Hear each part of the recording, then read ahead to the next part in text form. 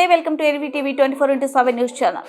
ఉమ్మడి కడప అన్నమయ్య జిల్లా సమన్వయ అధికారిణి శ్రీమతి ఉదయశ్రీ వారి కార్యాలయంలో ఎలక్ట్రానిక్ మీడియా విలేకరులతో మాట్లాడుతూ ఆంధ్రప్రదేశ్ సాంఘిక సంక్షేమ గురుకుల విద్యాలయాలు, డాక్టర్ బిఆర్ అంబేద్కర్ గురుకుల పాఠశాలలు, కళాశాలలు APSWREIS ఆధ్వర్యంలో కనబడుచున్నవి. 5వ తరగతి మరియు ఇంటర్ ప్రథమ సంవత్సర అడ్మిషన్స్ జరుగుతున్నవి. 5వ తరగతి 2వ విడత ప్రవేశ పరీక్షలు నిర్వహించి అంబేద్కర్ గురుకుల పాఠశాలలో ప్రవేశాలు పొందవచ్చు. డాక్టర్ బిఆర్ అంబేద్కర్ గురుకుల పాఠశాల, కళాశాలలో ఆహ్లాదకరమైన వాతావరణం, విశాలమైన తరగతి గదులు, విశాలమైన ఆట మైదానము కలవు. కడప అన్నమయ్య జిల్లాలో 24 పాఠశాలలు కలవు. పౌష్టిక ఆహారాన్ని ప్రభుత్వం ఉచితంగా అందిస్తుంది. పాఠ్య పుస్తకాలు, నోటు పుస్తకాలు, యూనిఫామ్, దుప్పట్లు, బూట్లు, ప్లేట్, గ్లాస్ పాటు పౌష్టిక ఆహారం, నాణ్యమైన భోజనము, నాణ్యమైన విద్యను అనుభవజ్ఞులైన ఉపాధ్యాయులతో అందించడం. Botany, zoology, chemistry, physics, computer lab, గ్రంథాలయంలో ఉత్తమమైన విద్యను అనుభవజ్ఞులైన ఉపాధ్యాయులతో అందించడమే ప్రత్యేక వ్యాయామ, యోగా, ఆర్ట్, క్రాఫ్ట్ ఉపాధ్యాయులు సృజనాత్మక విద్యను అందిస్తారు. ఇవి AP social welfare residential educational institutions society ఆధ్వర్యంలో నడపబడుతున్నాయి. అన్నమయ్య జిల్లాలో, కడప జిల్లాలో మనకు మొత్తం కలిపి 24 గురుకులాలు ఉన్నాయి. సో 5వ తరగతికి ఇంటర్మీడియట్ ఫస్ట్ ఇయర్ కూడా మేము ఎంట్రన్స్ నిర్వహించారు సొసైటీ వాళ్ళు. Already 5th class second phase admissions జరుగుతున్నాయి. ఇంటర్మీడియట్ కూడా ఫస్ట్ ఫేజ్ అడ్మిషన్స్ రిలీజ్ చేశారు. సో అందరూ కూడా ఈ అవకాశాన్ని సద్వినియోగం చేసుకొని మా గురుకులాల్లో చేరండి. మంచి భవిష్యత్తుకు మీరు పునాదులు వేసుకోవాలంటే అంబేద్కర్ గురుకులాల్లోనే మీరు అడ్మిషన్స్ తీసుకోవాలి.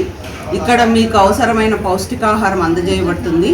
కావలసిన యూనిఫామ్ కానీ, బ్యాగులు, పుస్తకాలు, టెక్స్ట్ బుక్స్, నోట్ బుక్స్, తర్వాత షూ, సాక్స్, దుప్పట్లు, మీకు బెడ్షీట్స్ అన్నీ కూడా అందజేయబడతాయి.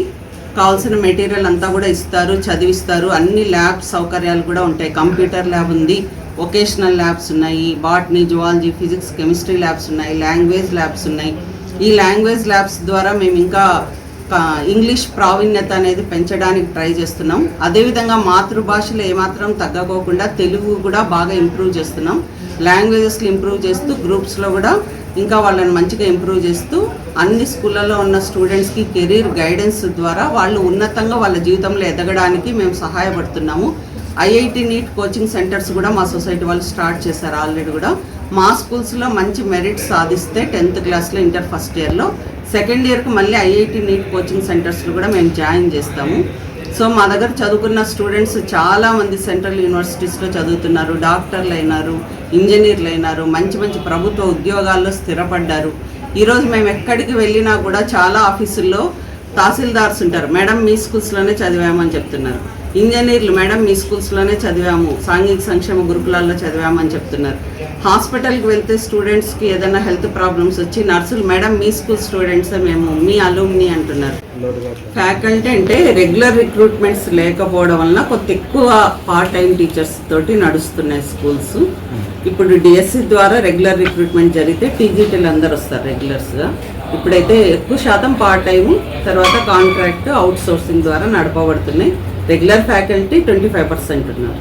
క్యాంపస్ ఇన్ఛార్జెస్ ఎక్కడన్నా ఇవ్వకుండా ఉన్నారా? ఇప్పుడు ప్రాబ్లం అయితే కొండాపూర్ ఒక్కటే ఉందండి. అక్కడ యాక్చువల్ గవర్నమెంట్ శాంక్షన్ చేసిందే కొండాపూర్ స్కూల్ని, రెగ్యులర్ పోస్టులు శాంక్షన్ కాలేదు ఇంకా గవర్నమెంట్ నుంచి. సో అక్కడ మనం పార్ట్ టైం ఇవ్వాలి. పార్ట్ టైం డెమోస్ అన్నీ అయిపోయినాయి. రెగ్యులర్ ట్రాన్స్ఫర్స్ వలన డిస్ప్లేస్ అయినారు కొంతమంది, వాళ్ళని కూడా ఇవాళ అడ్జస్ట్ చేస్తున్నాము. రేపటికంతా ఆర్డర్స్ వచ్చేస్తాయి. ఎల్లుండి నుంచి అందరు కూడా జాయిన్ అయిపోతారు ఆ స్కూల్లో కూడా. మొత్తం ఇన్ఛార్జ్ ప్రిన్సిపాల్స్ను TGT క్యాడర్కి ఇస్తున్నారు. దానికి అంటే రెగ్యులర్ స్టాఫ్ లేకపోవడం ఒకటి, జూనియర్ లెక్చరర్స్ అందరు కూడా నాట్ విల్లింగ్ చాలామంది. యాక్చువల్గా స్టేట్ సీనియారిటీ జూనియర్ లెక్చరర్స్ నుంచి ప్రిన్సిపల్స్ని తీసుకోవాలి, ఇన్ఛార్జ్ ప్రిన్సిపల్స్ అనేది ఒక ప్రపోజల్ పంపించాం హెడ్ ఆఫీస్కి. సెక్రటరీ గారు కన్సిడర్ చేస్తామన్నారు. TGTs కాకుండా state seniority list of jails నుంచి ఇన్ఛార్జ్ ప్రిన్సిపల్స్ని ఇస్తారు. అంటే వీళ్ళు ఇన్ఛార్జ్ ప్రిన్సిపల్లో TGT గ్రేడ్లో ఉండి, క్యాడర్లో ఉండి గ్రీనింగ్కి ఇచ్చేస్తున్నారు మేడం. అది దానివల్ల ఏమన్నా గ్రీనింగ్ అంటే యాక్చువల్గా గ్రేడ్ 1 ప్రిన్సిపల్స్ మాత్రమే ఎలిజిబుల్.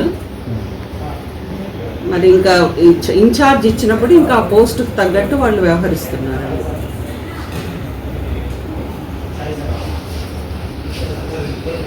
మా దగ్గర యాక్చువల్గా టీజీటీ ట్రైన్డ్ గ్రాడ్యుయేట్ టీచర్స్ ఉంటారు, పోస్ట్ గ్రాడ్యుయేట్ టీచర్స్ ఉంటారు, junior lecturers, next principals grade 2, దాని తర్వాత ప్రిన్సిపల్ గ్రేడ్ 1. ఆ ప్రిన్సిపల్ గ్రేడ్ 1 వాళ్ళు మాత్రమే 5th టు ఇంటర్మీడియట్ ఉన్న స్కూల్స్కి ప్రిన్సిపల్స్గా వర్క్ చేయడానికి అర్హులు. గ్రేడ్ 2 ఉన్న ప్రిన్సిపల్స్ అంతా ఓన్లీ 10th క్లాస్ వరకే వర్క్ చేయాలి యాజ్ పర్ గవర్నమెంట్ రూల్. కాకపోతే ప్రిన్సిపల్స్ లేకపోవడం ఒకటి, దాంతో ఇప్పుడు జైల్స్ నుంచి ఇన్ఛార్జెస్ ఇవ్వమని అడిగాము సెక్రటరీ గారు. ఇప్పుడు జేఎల్స్ ఉన్నారు, పీజీటీ వాళ్ళు ఉన్నారు, అయినప్పటికీ వాళ్ళు అన్విల్లింగ్ ఇస్తున్నారు మేడం.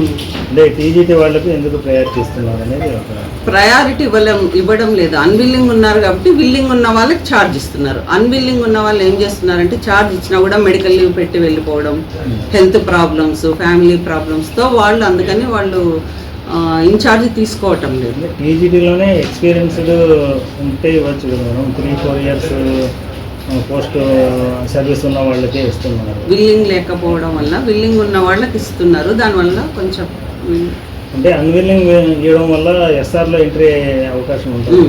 అన్విల్లింగ్ ఇస్తే ఎస్ఆర్లో ఎంట్రీ చేస్తారు, వాళ్ళకి స్పెషల్ గ్రేడ్ ఇంక్రిమెంట్స్ ఇవ్వరు ఫ్యూచర్లో. అంటే ఆ విషయం వాళ్ళకి తెలుసు, అందరు స్టాఫ్కి తెలుసు, బట్ తెలిసి కూడా వాళ్ళు they are denying to take the incharge responsibilities.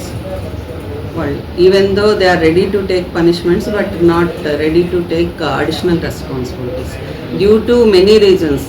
Ill health కావచ్చు, ఫ్యామిలీ ప్రాబ్లమ్స్ కావచ్చు. దట్ ఇన్స్టిట్యూషన్స్ అన్నీ కూడా కొంచెం రెస్పాన్సిబుల్గా డీల్ చేయాల్సి ఉంటుంది.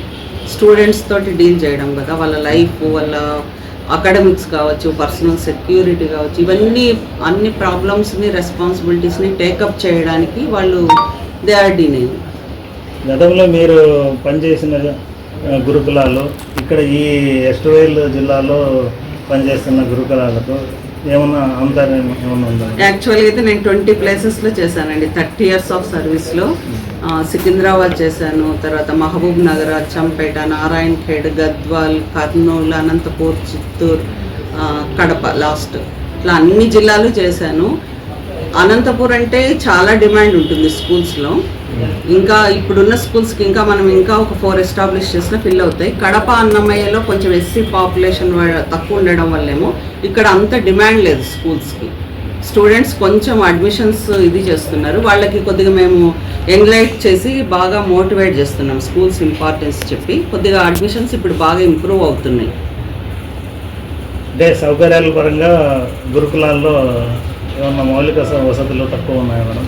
అంటే టీచింగ్ సైడ్ ఏదైనా ప్రాబ్లం ఉందా? అంటే మీ పర్యవేక్షణలో మీరు ఏం గమనించారు? ఇక్కడైతే నేను వచ్చిన తర్వాత రిజల్ట్స్ కోసం ఇంప్రూవ్ చేయడానికి అని చెప్పేసి చాలా స్టెప్స్ తీసుకున్నాం.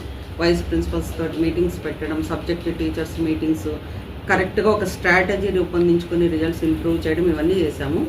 మౌలిక వసతులు అంటే ఒక సగిలేరు స్కూల్లో అసలు పూర్తిగా లేవండి. భీమటం పార్షల్లీ కొంచెం దెబ్బతిన్నాయి బిల్డింగ్స్. సగిలేరులో డార్మెటరీ లేదు, డైనింగ్ హాల్ లేదు, అవన్నీ లేవు. అవన్నీ కూడా మేము హెడ్ ఆఫీస్కి ఇన్ఫర్మేషన్ ఇచ్చాము. ఇప్పుడు తాత్కాలికంగా మహాగురుకులం అని ఏర్పాటు చేస్తున్నాం భీమటంలో కొత్తది. అక్కడ సగిలేరు స్కూల్ వాళ్ళని, భీమటం స్కూల్ వాళ్ళని అకామిడేట్ చేయడానికని ఆలోచిస్తున్నాం. ఇంకా అది ప్రపోజల్ ఉంది. అది యాక్సెప్ట్ అవుతే ఆ పిల్లల్ని అక్కడి నుంచి ఇక్కడికి తీసుకొని వచ్చి కొంచెం సేఫ్గా పెట్టి మళ్ళీ సగిలేరు స్కూల్కి అమౌంట్ శాంక్షన్ చేయించి కొత్త బిల్డింగ్స్ కట్టడానికి ప్రపోజల్స్ పంపిస్తున్నాం. అంటే మీ ఇప్పుడు గత సర్వీస్ అంటే మీరు చేసిన సర్వీస్లో మీకు గవర్నమెంట్ నుంచి ఏమైనా అవార్డ్స్ కానీ, రివార్డ్స్ కానీ అలాంటివి ఏమన్నా? ఏం లేవండి. అంటే సంక్షేమం, పిల్లల కోసం సంక్షేమం చేశారు కదా, దాన్ని గుర్తించే ప్రభుత్వం ఏమన్నా మీకు ఏమన్నా రివార్డ్స్? అంటే గుర్తింపు ఎప్పుడు వస్తుందంటే మా స్టూడెంట్స్ అంతా మేడం మేము మీ పిల్లలము, ఈరోజు డాక్టర్స్ ఉన్నాము, ఇంజనీర్లు ఉన్నాము, లెక్చరర్స్ అయినాము, రెవెన్యూ సర్వీస్లో ఉన్నామని చెప్పినప్పుడు అదే మాకు గుర్తింపు, అదే అవార్డు, రివార్డు కదా. గవర్నమెంట్ నుంచి అయితే ఏం తీసుకోలేదు కానీ స్టూడెంట్స్ నుంచి అయితే తీసుకున్నాను. తర్వాత అనంతపూర్లో ఉన్నప్పుడు పేరెంట్స్ ఒకసారి సన్మానం చేశారు, పేరెంట్స్ అందరు కలిసి. ఎందుకంటే అనంతపూర్ కురుగుంట చేసి ప్రిన్సిపల్గా కూడా చేశాను నేను 4 years. టోటల్ 90% అండ్ అబవ్ వచ్చాయి స్టూడెంట్స్కి అంతా. అందరు కూడా సెంట్రల్ యూనివర్సిటీస్లో జాయిన్ అయ్యారు చాలామంది.